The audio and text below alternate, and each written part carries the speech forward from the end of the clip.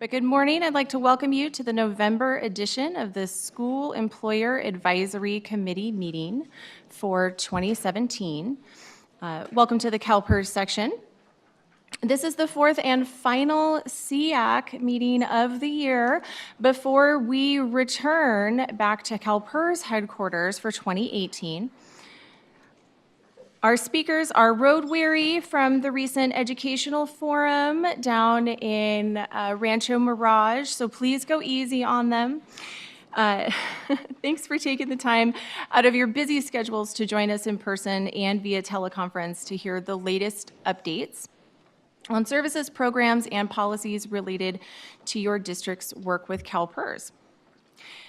You may be looking at me, and for those of you who join regularly via the webcast, you're probably looking at me wondering, where's the big guy that's normally sitting right up here at this table? Well, I'm Jamie Pope, the new manager in the Office of Stakeholder Relations, and I'll be facilitating the meeting. And what's nice about facilitating the meeting is I have the privilege of reporting that on the 16th of October, David became the very proud and exhausted father of two little adorable twin baby girls. Yes, so much congratulations to David. He's working from home today, and he's actually monitoring the SEAC email box. So, and I'll get to that little reminder in just a second, but for those of you familiar with that, I'll give you the address.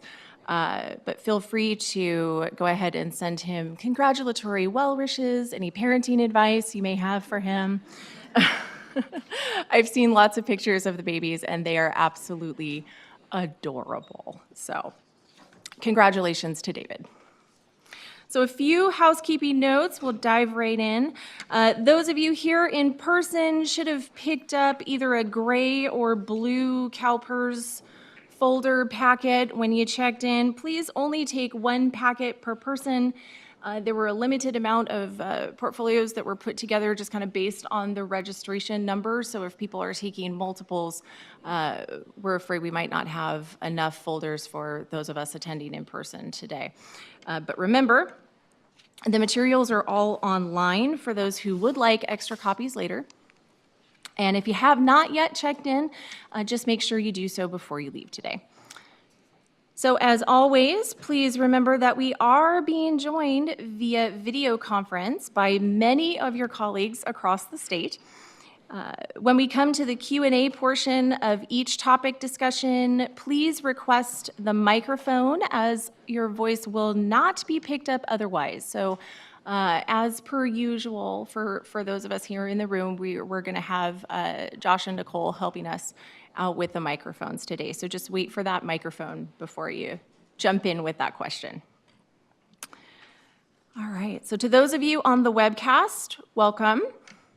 If you have any questions, please email us at that SEAC mailbox. I told you I'd give you the address. It's CalPERS_SEAC, SEAC, at calpers.ca.gov.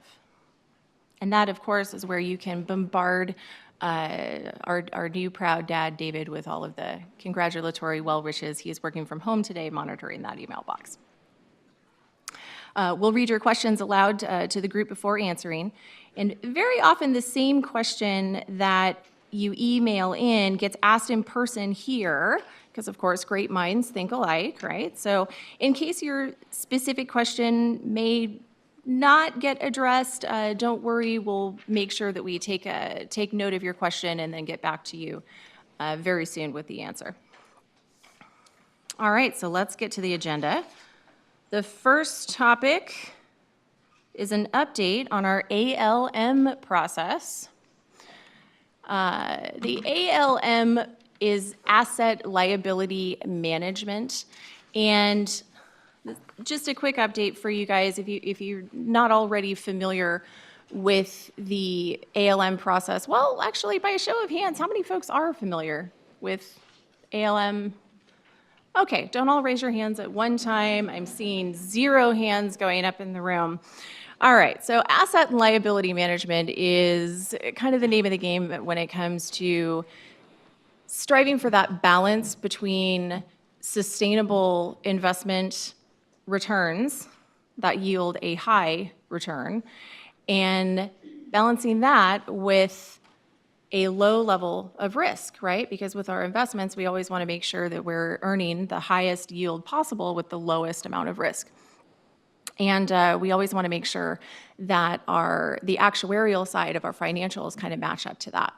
So as part of our asset and liability management process, we're coming up on the stage in our process where we take a look at different ways to move forward with our investments.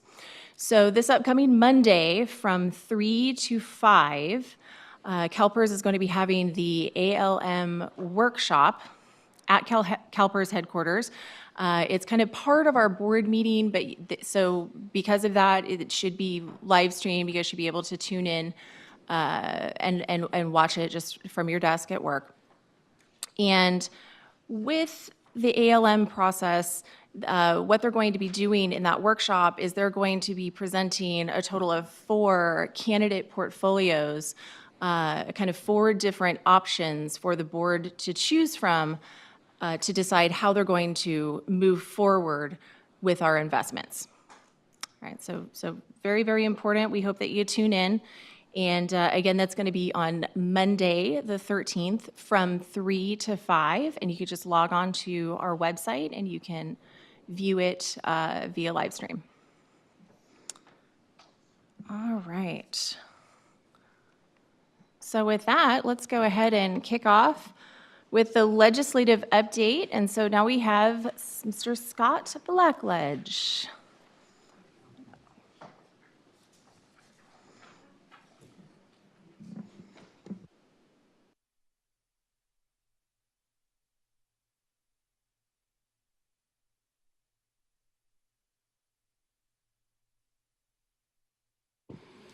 So David, if you're listening, here I am. Funny. So anyway, you know, I've been giving you updates over this past year about what's been going on in the legislature with legislation affecting CalPERS. And, you know, from where we started with probably a couple dozen bills directly impacting CalPERS, at the end of the year, it turns out that about 7 bills made it to the governor's desk. He vetoed one and signed the others. And so my report's kind of short and sweet. If you have questions about implementation, I'll try and answer. We've also got Brad Hansen in the back that can probably help out as well. And so I'll just start out with the 2 health bills that got passed, and then we can get into the retirement bills.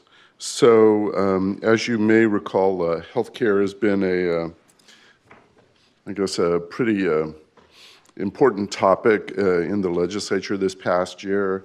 There was a push by Senator Lara, I believe, to try and implement a single-payer health plan that was backed by the Nurses Association. He was able to move it to the Assembly.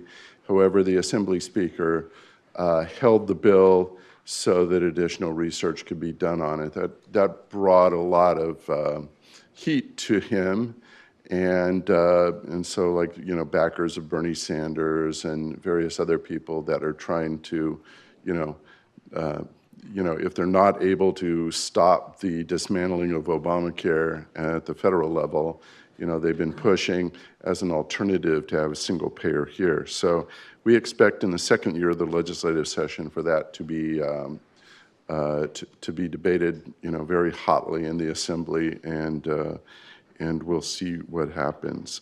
The other important topic in healthcare this past year was regarding prescription drug costs. And so there was about a half dozen bills, important bills that were making their way through the process. And 2 of them that made it to the governor's desk and that he signed related to prescription drugs. And the first one was Assembly Bill 265 by Assemblymember Wood, who is the chair of the Assembly Health Committee. And that bill prohibits a drug manufacturer from offering a discount, a repayment, a product voucher, or other reduction in a patient's out-of-pocket expenses for a brand name prescription drug if a lower cost generic is available. And so, we expect that that will, we'll have to see what the impact is, but for large purchasers such as CalPERS, who may only receive some rebates on this, it'll put more people onto our formulary with the various generics and hopefully save costs in the long term. The other bill that made it to his desk and he signed was Senate Bill 17 by Senator Hernandez, and he's the chair of the Senate Health Committee. And that bill requires health plans and insurers to report annually on prescription meds that are most frequently prescribed, most costly, and experience the highest year-over-year increase in total plan spending. So it requires a lot of reporting by health plans and by drug manufacturers. And the hope is that transparency on drug price costs will help large group purchasers such as CalPERS be able to negotiate lower prices on drugs. So with that, we'll go into some of the pension bills, and specifically I'll start with CalPERS sponsored bills. We actually sponsored 4 bills this year, and all 4 made it to the governor and were signed into law. One of them had to do with investments and expanding our authority to loan assets for a fee to other institutional investors. And so we're very happy about that, and hopefully we'll make more money for the portfolio. But the first one I'll talk about that has to do with pensions is Assembly Bill 590 by Assemblymember Medina. And that provides that non-vested CalPERS members that are employed by a school employer, the community colleges, or the State Department of Education, who have a break-in service of up to 120 days, are eligible to elect to remain in CalPERS when they're appointed to a new position that is subject to mandatory participation in CalSTRS. I know we've talked about this for several times, and I think that it's going to make it a lot easier to administer these elections and to get them approved. So we've been wanting this for a long time. I think that we previously had it in a bill, and we encountered a lot of objections by the Department of Finance. We were able to convince them that it was a good thing to do now, and they agreed. So it's happy days. The next bill, which may or may not make you feel so happy, is Assembly Bill 1309 that was authored by Assemblymember Cooley. And that bill allows, but does not require, CalPERS to assess all of its employers a $200 per member per month fee for failure to report the hiring and payroll information of CalPERS members working in retirement. And so, will require notice when you hire a retired annuitant, and also regular payroll reporting, just like you would for a non-member. We've requested that this be done already, but this is just another, I guess instead of a carrot, it's a stick. So, with that, hey, Renee. Any questions on that bill? Okay. The next bill is, I'm just going to highlight a couple of pieces from our technical housekeeping bill, which was Senate Bill 525 by Senator Pan. And so what you see there is just a generic description in your packets if you're following along. But one of the provisions clarifies that disability and incapacity for performance of duty for those members applying for a disability retirement means that a disability is expected to last a minimum of 12 months or result in death. Previously, if you had noted on our forms, there was a reference to 6 months. That's no longer going to be applicable beginning January 1st. Another provision in the bill authorizes CalPERS members who are school employees and who should have been classified as members of CalSTRS to either continue accruing service in CalPERS or make a one-time election to transfer to CalSTRS. And then the last provision I want to highlight is that we're clarifying that employers must report special compensation separately from an employee's pay rate and in a manner that we prescribe. And so sometime in the near future, we will be releasing an employer circular having to do with implementation of all of this chapter legislation, and hopefully it'll answer your questions. Then one last bill I wanted to highlight, well, perhaps two, was you may have been following this, and this was Assembly Bill 1243 by Assemblymember Arambula. He carried this bill, he's from Fresno, and he carried this bill for this Fresno County Superintendent of Schools.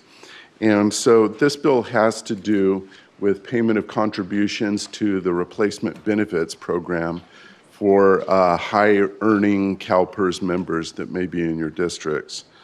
And so it allows the county superintendent of schools to draw requisitions against the county school service fund and the funds of school districts or other local educational agencies under its jurisdiction to pay the annual required contributions to the CalPERS replacement benefits program for their respective former employees.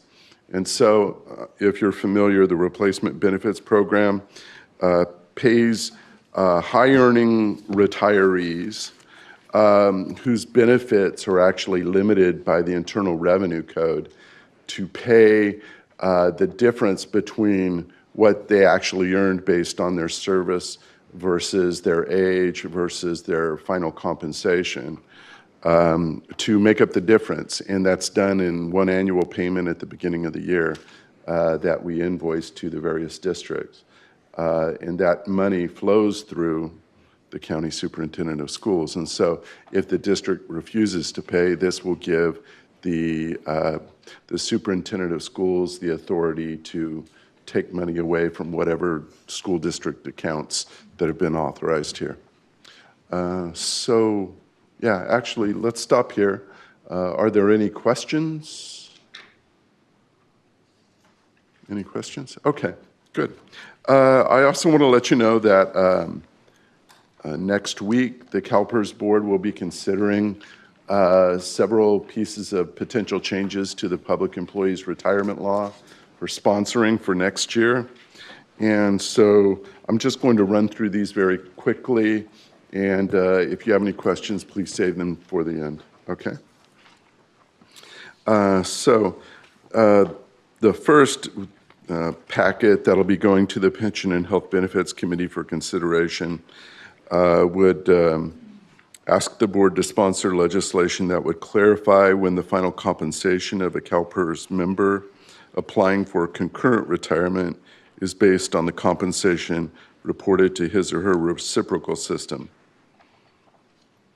And ensure that the definitions of final compensation, or I should say compensation earnable and pensionable comp in the PERL and its associated regulations will apply.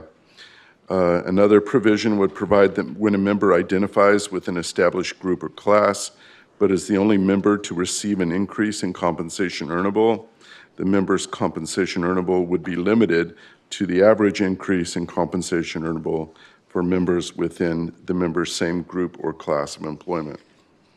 We would also memorialize existing law and policy which disqualify applications for disability retirement or industrial disability when a member separates from employment, except in particular circumstances where the separation is related to the disability. It would also allow the governing body of a contracting agency to delegate to CalPERS authority to make determinations for safety employee industrial disability retirement.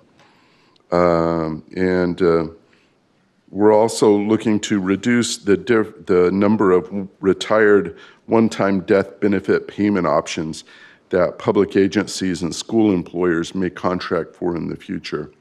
As it relates to school districts, you may know that the benefit level, the standard benefit level is $2,000 when a retired member dies. But there are other provisions in law that allows a school district to elect to contract with this for $3,000, $4,000, or $5,000 levels. Nobody's ever done that in the last 20 years. We've got some unused benefit options that are available to contracting agencies as well. And so we just want to take those out of the plan to reduce complexity of the system. And then we have a series of proposals that are going to the Finance and Administration Committee. And the first would shorten the time frame in which a contracting agency can voluntarily terminate its participation in CalPERS, and it would also require a terminating agency to notify past and present employees of its intention to terminate. Another provision would allow the board to set the compensation, conditions of employment, and performance standards for a chief operating officer and also a chief health director. Another provision would require members who elect to purchase service credit, do a tier conversion, or to redeposit for prior service on and after January 1st, 2019, to pay any remaining balances within 60 days of the member's retirement date. So no longer would members making an election on or after January 1st of 2019 be able to continue to make installment payments into retirement. Another provision would allow CalPERS to collect any overpayment made to or on behalf of any member, a former member or beneficiary for future benefit payments. So, you know, sometimes it occurs that a member's death isn't reported until, you know, 3 or 4 months after their actual death. And so we've been continuing to pay a benefit and it's gone to their account, or, you know, somebody else has had access to it. In those instances, when we're not able to identify who had taken the money, then this would authorize us to go ahead and take it out of any available benefit stream associated with that particular person that had died. Happens in limited circumstances, but it's another way to avoid unnecessary losses to the retirement fund. And then the last provision, we're seeking authorization to limit the categories or the types of direct authorizations, which are like payroll deductions out of a member's retiree's benefit check to go to association dues or insurance plans, various types of items like that. You'd be kind of amazed at what different types of direct authorizations we have. And so we're asking for the authority to kind of limit and streamline that down to just specific types of things such as association payments, what have you. You know, when this was put into statute several decades ago, you know, banks didn't actually perform this service. Now that they do, you know, it's a way for us to cut administrative costs to the system. And hopefully it doesn't negatively impact the retirees too much on a going forward basis. It's not going to affect any direct authorizations that are authorized and being paid out now. It would just be applicable on a going forward basis. So With that, we've gone through what's happened and what's about to happen. Are there any questions I can answer? Okay, well, with that, I believe this is our last meeting for the year, correct? So I wish you a happy New Year, and we'll see you next year. Thank you. Thank you, Scott.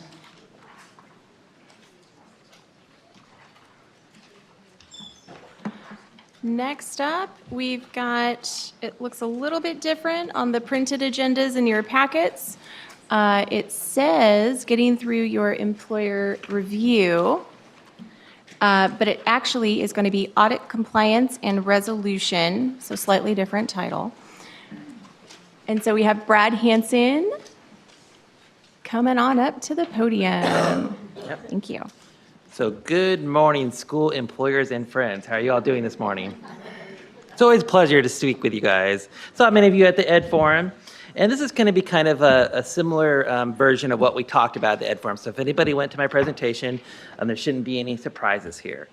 But what we're here to talk about is a new process that we've just recently implemented on audit compliance and resolution.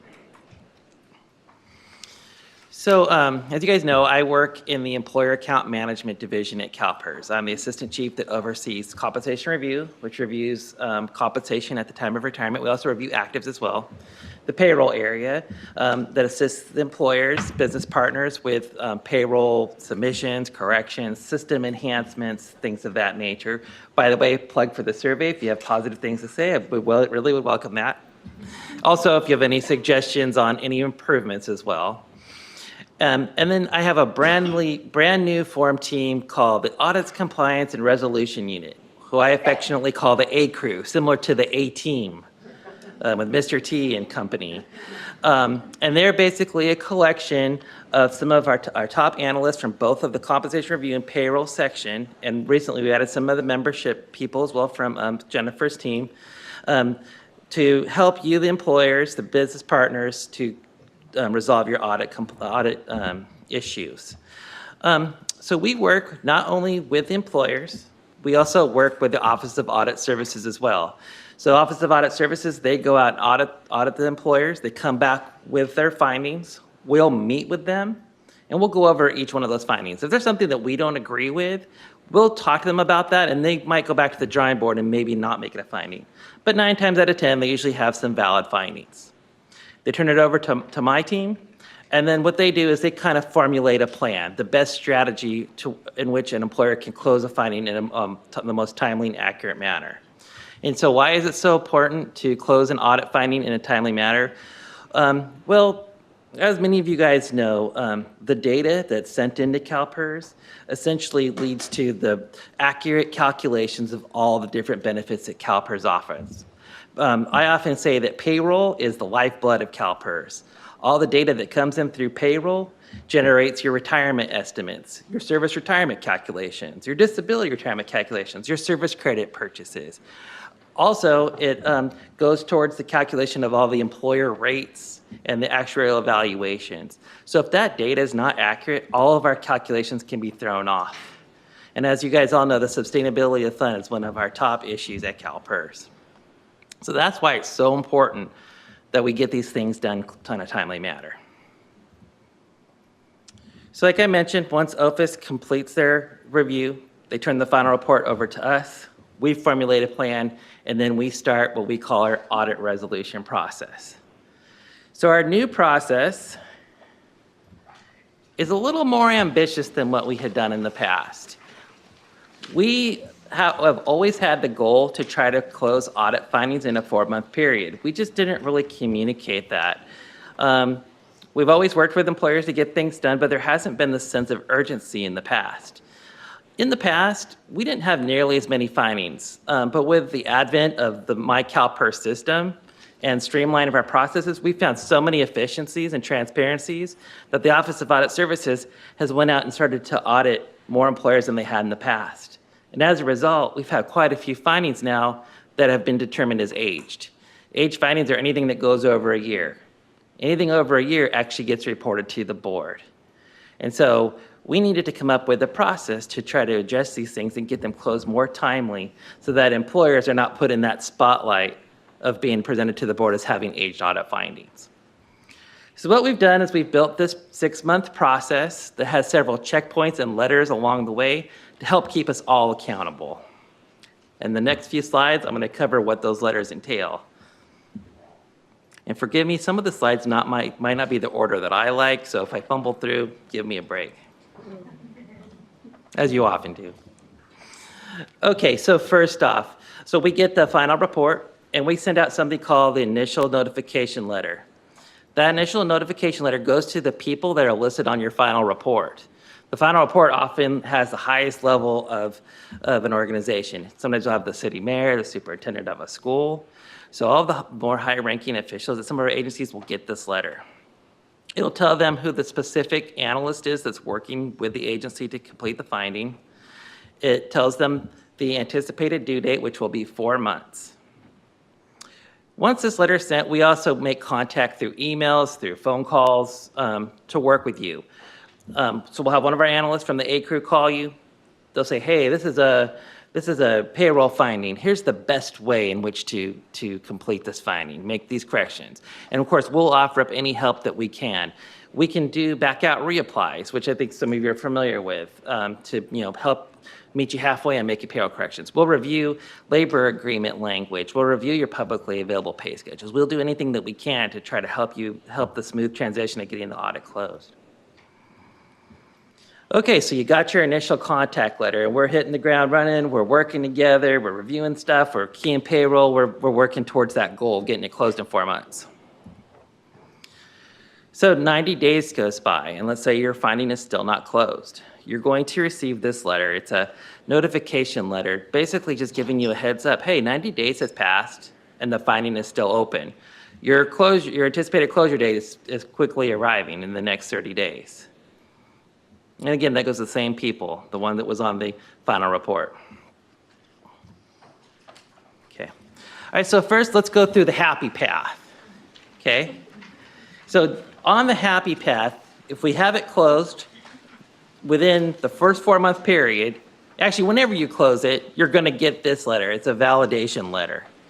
And this letter is going to, let me back up real quick. Before we send the validation letter, we have an internal process that we implemented just recently as well. It's called the request for closure process. So once our analysts have worked with you and you've presented all the data necessary to show that the finding is in compliance, they'll do a review, they'll create a summary, and then add in all the documents necessary to validate the findings closed. That'll go through management review, and ultimately it lands at my desk. If I agree that the finding should be closed, I sign off on it, and then we forward it over to our Office of Audit Services. They then do a look as well. They have a service level agreement of 10 working days to get back to us to tell us that the finding is truly validated.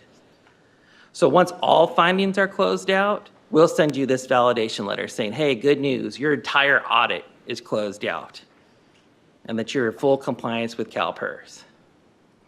So this will be the closure for you. One thing I want to iterate on this, though, is if you have multiple findings, you only get this letter once the entire audit's closed. So if you have 10 findings, all 10 need to be closed to get this letter. So that's the happy path. So this is the less happy path, but it's not necessarily all bad. Okay, so the 4th month rolls around and your audit findings are still not closed. So this is what we call a notification of delinquency letter. It lets you know that your public agency review, the audit, is past due, that it's still open, but we give you an option to ask for an extension. And we know that a lot of times some of these audit findings can be very time-consuming. The bigger employers oftentimes have thousands of lines of payroll to correct, or perhaps you guys have to present them to the board, and the board meeting's not till months out. We understand that, and that's why we want to offer these extensions up. So the criteria for the extension, well, actually, let me back up. The letter will have a template attached to as well, and that template will give you an idea of what we want on the plan. We call those the factors of mitigation. So when you request the extension, we want to see that you have a plan, and we'd like that plan to have milestones and an anticipated closure date. At the ed forum, when I brought this up, some employers were saying, well, what if we give you a range?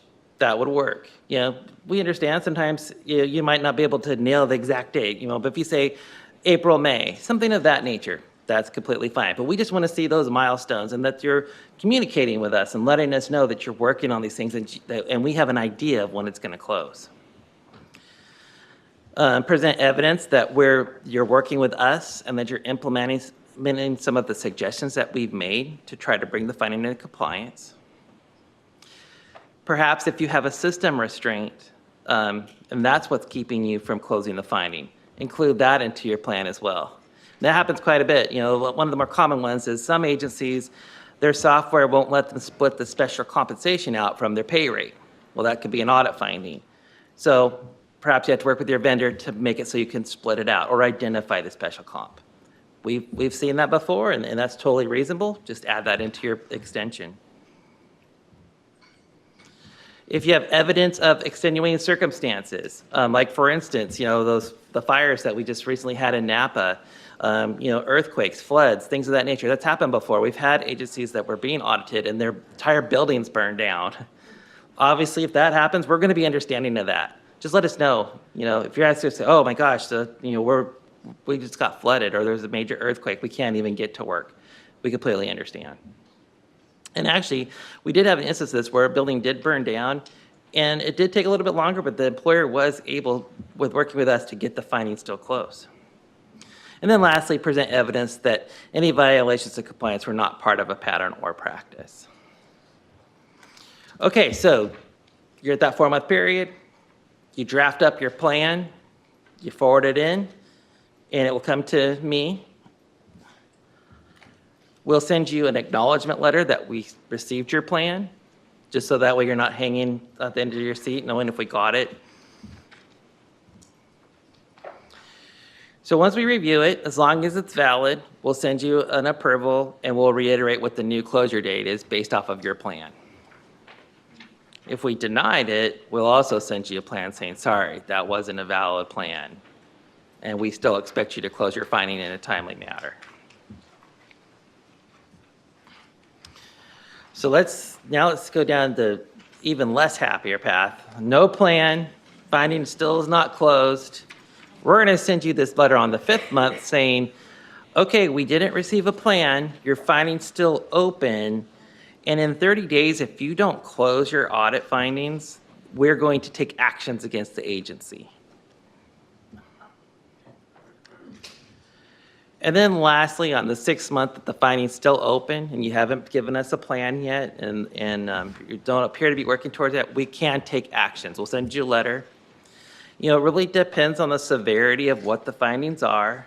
We could put admin holds on the entire employer, which can prevent members from retiring in a timely manner or retiring. We can send letters to impacted members, letting them know that the employer is out of compliance and is impacting their retirement benefits. We could take legal actions, such as doing denials on retirements. And then in the most extreme circumstances, I want to reiterate, the most extreme circumstances, we could recommend termination to the board. That would have to be something really heinous for us to do, but that is on the table should an employer not be able to comply in a timely manner. All right, so that is our new process in a nutshell. Does anyone have any questions for me? Nobody? All right, yeah, Vina down I here. did. Just wait for the mic, Vina. You know the drill. Hello. I want to disappoint you. No, I want to make sure it's. It it wouldn't be the SEAC Vina. experience. Turn it on. Okay. My first question is that we had several audits, but I haven't even seen a single closure letter from PERS. And I know we have taken care of the adjustments, most of them. Okay, when I go back to the office, we'll take a look at it. It could be that we've submitted that request for closure packet. We just haven't got the confirmation yet from our Office of Audit Services. Or it could just be that the letters haven't been sent yet. Okay, because it's for almost 1 year now. Really? Okay. So, I mean, different audits at different time, but never saw a closure letter. Okay. That's good to know. Yeah, because we definitely want to send those out because a lot of employers have asked about those. You know, we've actually had some employers ask for those, and it turned out they actually still had open findings. They had closed 9 of their 10 or whatever, but there was still that one. Yeah, and that can be a possibility. Okay. That's why we don't know. We think we are done, Okay, but then we find out we are not. right. And Fran Warden is with me today. She's the manager that oversees the section. I saw her taking down a note, so we'll go check back when we get back to the office. I have one other question. Sometimes we get mixed messages. I mean, lots of time actually. Okay. I'm just kidding. I'm just kidding. It's a complex system. Okay, between compliance and audit. Mm-hmm. And one of the example that I'm using, which I did send an email, not only a few days ago. Sure. Sometime districts, they are Y-rated employees. And what we understood when employees are Y-rated, since their position, let's say they were a director and now they are a manager, Okay. but they are grandfathered into getting the salary of the director still. Okay. So we are not 100% clear if we are supposed to report at manager's salary or director's salary to PERS. So what position are they currently working in? The manager position? Yes, because they But they got were Y-rated. And other way, the same thing happened at another district is And it went the opposite way. No, they had a reclassification of an entire class of Okay. employees. And it was decided and approved that that class of employees will be at a lower salary going forward. So the salary, let's say, of instructional aid changed from this point going forward. Okay. But those who have been working already for last 20 years, They were able to they are keep- grandfathered into the old salary. Okay. So sometime we get the message that they should be reported to PERS and of course STIRS as well of the current position they are holding, and I can't seem to get an answer. Okay. I mean, that's where my mind was going too. It'd be the current position, but then you have these kind of nuances But- where they have like a grandfathered into a higher salary. And is that on the publicly available pay schedule? That higher Yes, salary? they are. And in one of the audits, even the auditor from PERS had said, yeah, it's okay. I mean, it was not a finding. So sometimes we think, oh, it came through audit, that means that's what we should be doing. But then we get some other Okay. question, then they say we shouldn't be doing. So. All right. You know what? When I get back, let me look into that more detail. I don't want to just shoot from the hip. I'd like to see the Yeah. specific details of it, but that is a complicated. I've heard of that before with librarians as well. Okay. It's like that Yeah, we Y just need rating. one answer from A compliance consistent and answer audit. that we can all apply. Okay. Yes, I agree. Thank you. Yeah, I want to look into it more detailed when I get back to the office. Okay, thank you.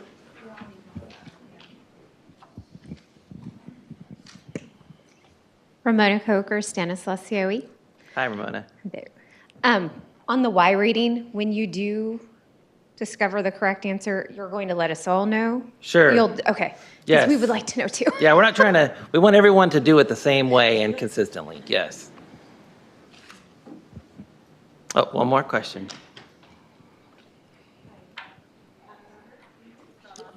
I sort of can. No? Yeah, there you go. Yes, okay. Anna Lambert, Riverside County. For the findings, the audit findings, I had asked in the past if I could be included as part of the letters or notification. Okay. And it has been inconsistent.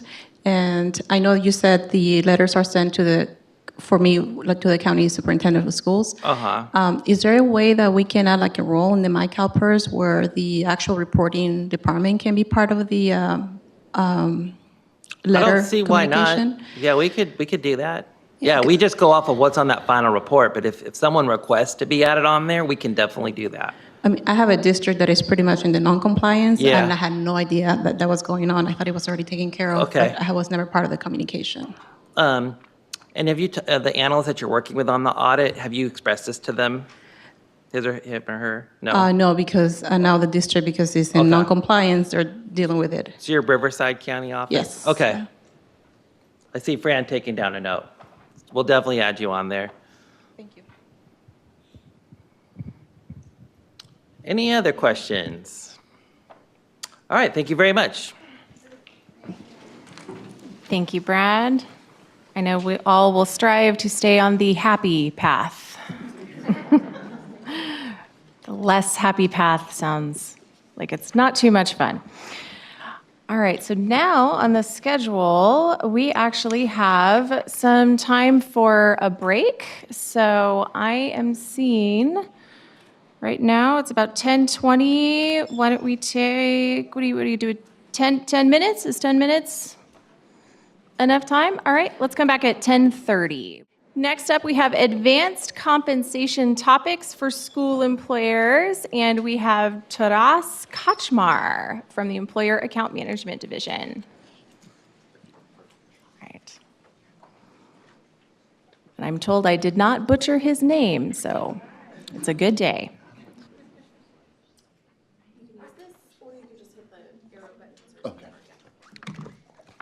Okay, good morning, everyone. How is everyone doing?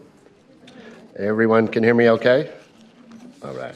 As mentioned, my name is Taras Kaczmar. I'm with the Compensation Review and Analysis Unit. For today's presentation, I'll be covering advanced compensation topics for school employers. This will be a pared-down version of what I presented at the Ed Forum. I don't think there were too many people there. This is a pretty big crowd. Okay, so for today, I'm going to be going over stipends, such as coaching stipends, when they are reportable. I will cover the proper reporting of overtime compensation, and I will go over the proper reporting of summer session compensation. Okay, so let's get started. We'll talk about stipends, when they are reportable, when they're not reportable. So first, what do we mean by stipends? Usually, these are payments made to an employee for taking on a special job or duty, usually after the employee's regular working hours. For example, an athletic coach, an employee works their normal regular job duties during the day, and after school coaches the basketball team. Another one would be a theater arts director, where they usually have rehearsals and performances after school or after the employee's regular work schedule. A couple others could be a school newspaper director or a yearbook director. And the way we usually see these stipends would be on a pay schedule as a lump sum amount, and it's usually for a specific event happening. For example, a coach would get paid a stipend for that sports season. A theater director gets a stipend for putting on a play. Yearbook gets it for publishing the school yearbook. And how do we know if the stipend is reportable compensation or not reportable compensation? So to be reportable, it must meet all three requirements here on the left-hand side. So it might be reportable if the employee works less than full-time, and that means anything less than 40 hours in a week. So if an employee's regular work schedule is 30 hours per week, and the employee works 2 hours each day as a coach, the additional 2 hours might be reportable. It might be reportable if the position, whether it's the coach position, theater arts director, if that position has a pay rate that is listed pursuant to a publicly available pay schedule, and then it might be reportable. And if it is listed on the pay schedule, it must indicate the time base for the pay rate, whether the time base is hourly, daily, or monthly. Per season, per play, per yearbook is not considered a valid time base. If you want to report the pay rate for the position, then you must establish a time base for that pay rate that is based on hourly, daily, or monthly. And then finally, it might be reportable if the compensation is not, if it's not an item of special compensation. In order for special compensation to be reportable, it must meet one of the 100 or so definitions listed in the California Code of Regulations, Section 571, and stipends is not one of the items listed. So when is it not reportable compensation? It's not reportable if the employee already works full-time, which includes all CalPERS covered employment. And again, in accordance with the California Public Employees Retirement Law, full-time for school members is considered 40 hours per week. So for instance, if someone works for the city's police department full-time and is also the football coach, because the employee is already working full-time for a CalPERS covered employer, the coaching compensation is not reportable. It's not reportable if the position and pay rate is not listed pursuant to a publicly available pay schedule, and that includes having a valid time base for the pay rate. And it's not reportable if the stipend is special compensation. And how do we know if it's special compensation? Because per the government code, special compensation is in addition to pay rate. And so if it's not part of the member's pay rate, it must qualify as special compensation to be reportable. And how do we know if special compensation is reportable? It meets one of the definitions. Stipends is not one of the definitions. So if it's in addition to pay rate, you consider it special compensation, it would not be reportable to CalPERS. So how does this all work on your end? If you have an employee that will be taking on a special job or duty, let's say a basketball coach, the first thing to check is if the employee is currently working at least 40 hours per week for a CalPERS covered employer. If so, then the coaching stipend is not reportable. Now, if the employee works, let's say 30 hours per week, the next thing to check is if the basketball coach position and pay rate is pursuant to a publicly available pay schedule. If it's not, then it's not reportable. If it is, then it most likely is reportable. And how do we know if it's not special compensation? Because we just verified that the position's pay rate is listed on a pay schedule. And special compensation must be in addition to pay rate. So how would the stipend be reported? In most instances, it would be reported as a second position for the employee. For example, you would report the pay rate for the employee's regular position on one line and a second payroll line with the second position's pay rate and regular earnings up to a total of 40 hours per week for both positions. Now, what if the employee's regular work schedule is 38 hours per week and is coaching 2 hours each day or 10 hours each week? You would report the regular position with the regular pay rate and earnings up to 38 hours for the week, and you would report the coach's position with the regular pay rate, regular earnings up to 2 hours each week. The remaining 8 hours would not be reportable to CalPERS. All right, so let's go over now the proper reporting of overtime, and this section will also somewhat tie into the summer session reporting. So earlier when we were discussing pay rates, we touched on the unique work schedule for school employees and how full-time for school employees is considered 40 hours per week. That's in Government Code Section 20636.1, Subdivision B. I have it up there for your reference. So let's take a look at an incorrect reporting of overtime. And to make things simple, let's say the employee has an hourly pay rate of $10 an hour, and their regular work schedule is 30 hours per week. And to keep it even more simple, let's say there are 4 weeks in every month of the year. So if 40 hours per week is considered full-time, if this employee had worked full-time, they would work 160 hours each month, 40 hours a week times the 4 weeks a month. And so at $10 an hour, if this employee worked full-time, the regular earnings to be reported would be $1,600 each month, and the employee would earn 1 month of service credit. So let's take a look now how it's reported incorrectly. In our example, we have an employee that makes $10 an hour and works 30 hours each week, so a total is 120 hours in the month. So the regular earnings each month would be $1,200. And now let's say for 1 month, this employee worked an extra 2 hours a day, every day. So 2 hours a day, 5 days a week is 10 hours of overtime each week. Because we're using 4 weeks in a month, the total overtime or hours worked above their regular work schedule is 40 hours in the month. Now, overtime is normally time and a half, so $10 an hour times 1.5 equals $15 an hour. And then times the 40 hours of overtime worked in the month, we would come up to overtime earnings of $600 in the month. And the way that is reported to us is that the $10 an hour pay rate is reported with the regular earnings up to the $1,200 for the month. And then there will be a second payroll line showing the $15 an hour pay rate and the $600 in earnings, for a total of $1,800 in regular earnings being reported to the system.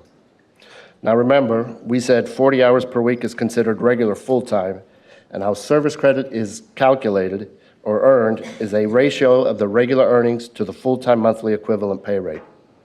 And as we established, full-time regular earnings for the month in this position is $1,600. Is everyone following along? Okay. So now looking at this example, the first problem we have is the $15 an hour pay rate. Because when we look up this position title on the publicly available pay schedule, what will it show as the hourly pay rate? Exactly. So we're not going to, right there, we're not going to use the $15 an hour pay rate. And now on top of that, since only $1,600 in earnings can be reported to equal full-time service credit for the $10 an hour pay rate, the extra $200 that was reported, the $1,800 minus the $1,600, that extra $200 that was reported, we collect contributions from the school and from the employee. And since that $200 won't be a benefit to the member's retirement calculation, there's no reason why there should be contributions collected on that extra $200. So now let's take a look at a correct reporting when an employee works more than their regular scheduled hours in a week. In this example, the employee is paid $10 an hour and works 30 hours per week, 4 weeks per month, so 120 hours in the month, $1,200 reported each month. So 1 month, again, the employee works an extra 2 hours each day. That's an extra 10 hours each week, an extra 40 hours each month. Using the regular full-time pay rate of $10 an hour, we come up with regular earnings of $400 that should be reported for the hours worked over the employee's regular work schedule. And this can be reported on one payroll line or combined with regular earnings, same difference. So now we have a valid pay rate that we can use. We have regular earnings totaling $1,600 for the month and 1 month of service credit earned and no excess contributions being collected. It's perfect. Now, the same principles apply to the summer session reporting. Summer session is reportable to CalPERS. And by summer session, this is usually an employee whose full-time work schedule is considered an academic year. And the employee decides to work during the summer, maybe teaching summer school. Again, here, during those months, you would report the normal regular pay rate for that position. And that pay rate must be pursuant to a publicly available pay schedule. No overtime pay rates should be reported, because if no overtime pay rates are reported, they will be excluded from the retirement benefit calculation. And the reason this is important is because the member's highest average annual compensation is based on a 12-month consecutive period. So if the employee is taking summers off, when we calculate their highest annual compensation, they will have 2 zeros during those months, and it will lower their average annual compensation. By working those 2 months and having a pay rate reported, it will increase the amount of their retirement benefit. And let me stipulate that the employee must be actually working or rendering services during the month for the pay rate to be reportable. Even if it's only 1 day in the month, you can report the pay rate with the 1 day of earnings, and we will use that full-time equivalent pay rate in the calculation of the member's retirement benefit. And also let me bring up that some employers may make equal salary payments to their employees throughout the year. Employers may report equal payments during the member's appointment period, provided the member renders services within the earned period reported to CalPERS. If there's salary withheld during the year to pay the members during the time they are off, it should be reported as earned. Equal payments cannot be reported during a time when the member does not render services. Okay, so do we have any questions? Yes, Vina.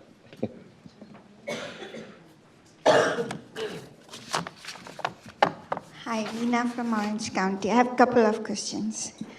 First one is, we had a community college where their summer job, it was in a board policy of community college that in summer, they will pay them at a different rate. For example, the regular salary schedule is $50, and in summer, if they do that job, it's at $100. And we do have all the proper paperwork and all, but PERS will not honor that $100 pay rate. That's correct. So the pay rate that you reported to us must be for the regular position. What is considered regular for that position? So if for the 10 months, $50 is considered the regular full-time rate, then that's what should be reported to us. Yeah, it's hard for the districts to remember when they are paying that they have to pay the person at $100, but for retirement purposes, separate the line and collect contributions on $50. So it's kind of a little bit of a hassle for them. Right, I understand. But to ensure that the proper amount of service credit is earned, they need to report the correct I mean, pay the rate. service credit is right. It's just that if they have, let's say, 100 units, they have to pay the employee on a timesheet. They have to use $100 pay rate for 100 units to pay the employee. But then for PERS purposes, they have to make an adjustment to the line. So I'm just saying it's additional work for them, and they do have proper channel, like all the paperwork. Yeah, I understand. Okay, the other one I wanted to know is that whenever these, like you were using the example of walk-on coaches, regardless where the funds are coming, like ASP funds or regular district funds, it doesn't matter, because as long as it's coming through the county office or the district-controlled activity, we still treat them the same way, right? If the funds are controlled by the employer, then it doesn't matter, it's reportable. Okay, because the money is collected in a school through other activities, but it's paid through the normal check process when they pay the employee. Right, again, as long as those funds are controlled by the employer, then you can report it to us. Okay. And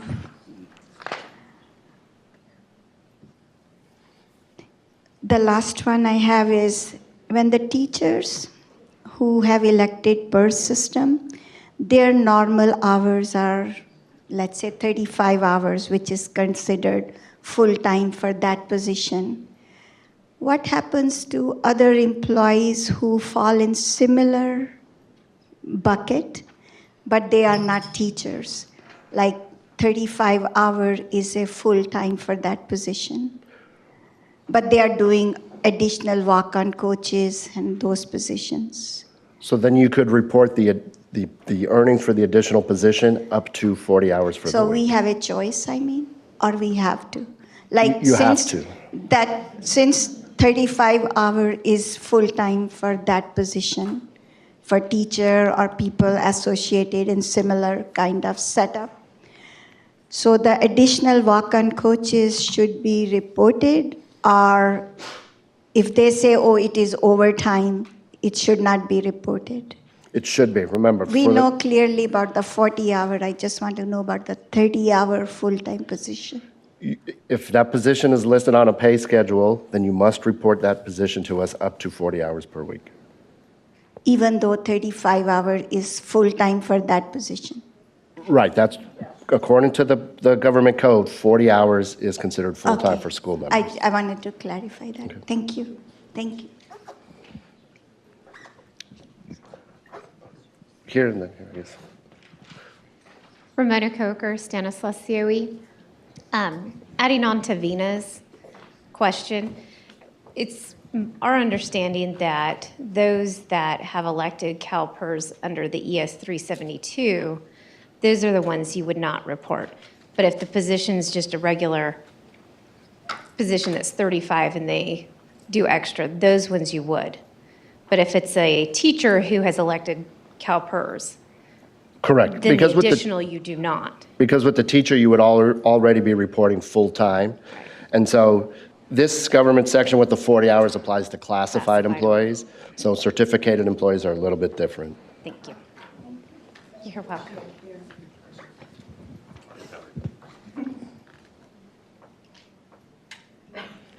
Sheila Walker, Tehama County Department of Ed. We have some districts that have, they pay extra in the summer. It's summer school. It's really not on a pay schedule. But if they were to put their summer school on a publicly available salary schedule, can you pay the higher rate? report the higher rate? No, because you should be reporting what the regular full-time pay rate is for that position. Okay, that's So what- if they're paying them extra for summer session, that's not, for our purposes, considered a regular full-time pay rate. You should only report what is considered regular for that position. Okay, thank you. You're welcome. Okay, and then I also just wanted to touch on a question asked earlier about the Y rating. So in this instance, if you have an employee, for instance, who's at a director position, is Y rated down to a manager position, if that Y rated pay rate is listed on a pay schedule, so for example, you'd have a manager position with a lower pay rate and a manager with an asterisk next to it that says Y rated. With the higher position, you could then report that higher pay rate to us, as long as it was listed on a publicly available pay schedule. And there should be no increases to that pay rate until the lower pay rate catches up to the higher pay rate. But there is a salary schedule of director. There is a salary schedule of director. But they're no longer in the separate, director position. And a manager has but there is no asterisk or anything on that one because there could be multiple people, everybody is not Y-rated. But if you want to report that higher pay rate after they've been Y-rated, you need to put that pay rate on a pay schedule. They're no longer in the director position, they're in a manager position. So that manager position with the Y-rated pay rate needs to be on a pay schedule. Okay.